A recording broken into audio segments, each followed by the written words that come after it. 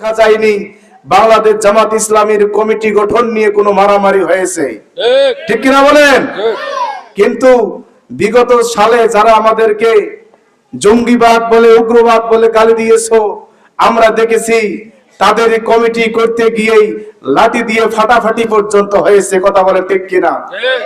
আজও এখনো হয় কি হয় না? ইনশাআল্লাহ আপনারা সকলেই বাংলাদেশ জামাত ইসলামের পিছে থাকবেন, আমাদের সঙ্গে কাজ করবেন। সকলে আমরা কাঁধে কাঁধ মিলিয়ে বাংলাদেশের জমিনে কালিমার পতাকা পথ করে উড়াবো ইনশাআল্লাহ।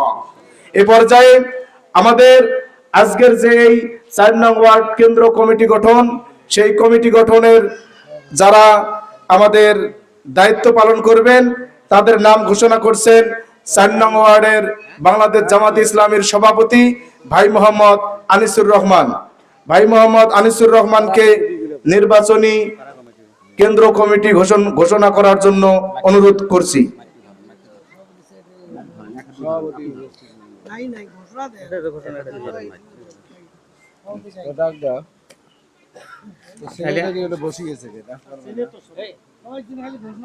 আপনি খালি ঘোষণা দেন,